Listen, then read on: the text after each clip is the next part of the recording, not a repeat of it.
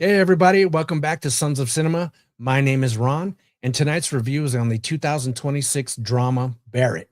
Now, you may be asking yourself, what the hell is Barrett? Well, let me explain. This is a movie coming out in June of this year, and it is director Michael Entity's second film. I was lucky enough to get a sneak peek of the unfinished cut of the film, courtesy of Michael Entity and his production company, Chaotic World. I'm going to keep this review as spoiler free as possible. This is the story of Barrett, an older veteran who meets and befriends a younger man named Angel who was spiraling down a dark path in life. The story gives us a look into their individual lives and shows us how two unlikely people to ever become friends help each other heal from past wounds and mistakes through friendship, love, forgiveness, and responsibility. The rest of the story answers the question, can they find a way to become better people before they're consumed with the sins of the past?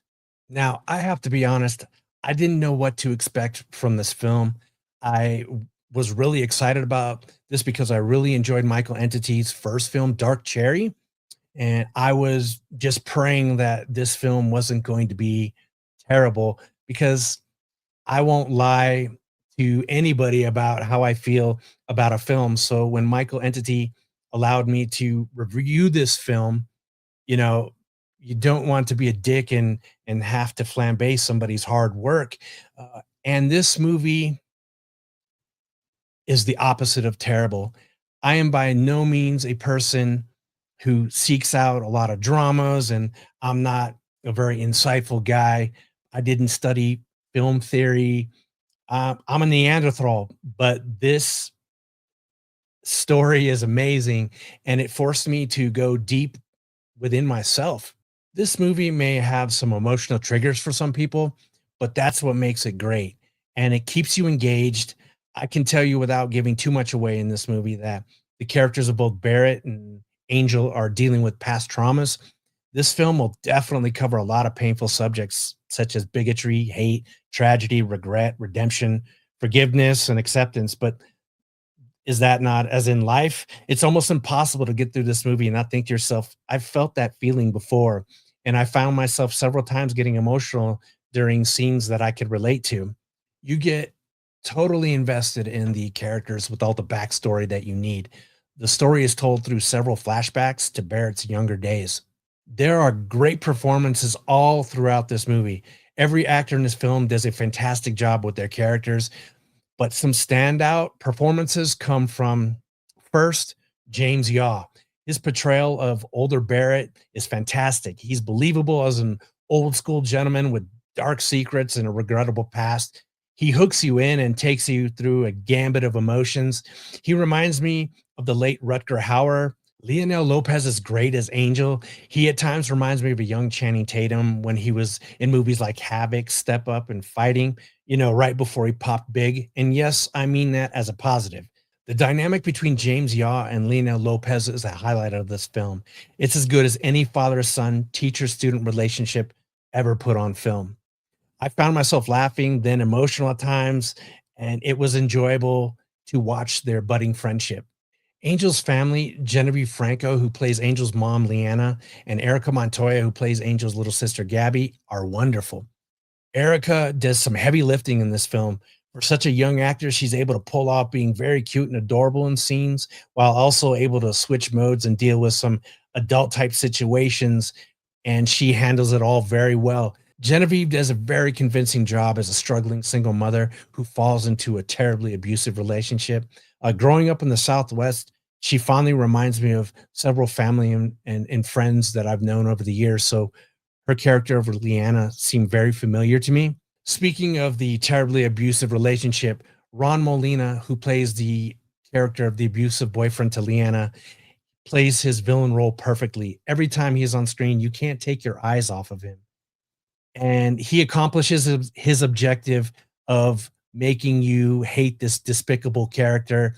And also, shout out to his crew in the movie. Bravo to all of you. Bravo. Ernest Pittman, who plays Minister Lawrence, and Aaron Brown, who plays Andre, nephew to Lawrence, both chew the scenery in every scene they're in. They both provide comfort and wisdom through their performances. Young Lawrence, played by Mighty Brown, has a standout scene that has a slight menace to society type feel to the scene, and it creates the foundation for the older minister's story. The character of Andy, Barrett's friend, played by Matt Egan, gives a heartbreaking performance and has some very emotional scenes opposite James Yaw that tug at the heartstrings. Young Barrett is portrayed by Caden Dillingham, and the character of his friend Carl is played by Javante Lanier Holland. Also, have some great scenes together. Melissa Rakuski, as always, gives a brief but great performance as Barrett's niece Lucy. Now, Barrett's troublesome brother Casey is played by two people. Chris Renyak plays young Casey, and his scenes are fantastic. One of my favorite scenes in this movie, he's in and he gives a speech to a group of people that ends in a slight maniacal little mouth twitch that sends chills down your spine. It's rad. I can't say enough about actor Paul Fisher, who portrays the older Casey. He gives a powerful performance that doesn't last long, but it's quite the lasting impression. He's amazing as a man who chooses to let hate and anger consume him, and he pays the ultimate price. There are several comedic scenes in this film, with some standout comedic performances from James Yaw, Leonel Lopez, Andres Berryman, and in particular Sean Dillingham, who plays the sheriff slash best friend of Barrett. He munches on the scenery in every single scene he's in as well. For a lower budget film, the costume design is pretty good. And kudos to Matt Silberman and Michael Entity. There also is a great song in the closing credits that I felt I should mention because it's pretty good. It's called Wasted Air by Rob Digga Reinhardt, and you can find his music on YouTube. Again, this film deals with some heavy, dark subjects that are portrayed beautifully from all the actors involved, with wonderfully delivered lines. And many times, with just their expressions alone, they seem to be relaying information that you understand as well. The story has just the right amount of character buildup, and I found myself wanting more of these characters when the film ended. So, Chef's Kiss, congratulations to the entire cast and crew of this project. If Michael Entity had the tools and the funding of Hollywood, I'm convinced this movie could be an Oscar nominated type movie. That's how good the story is. The only negative thing I can say about this film is that it is limited by its budget restraints. As the movie goes on, the stakes keep getting raised with each passing scene until its ultimate crescendo.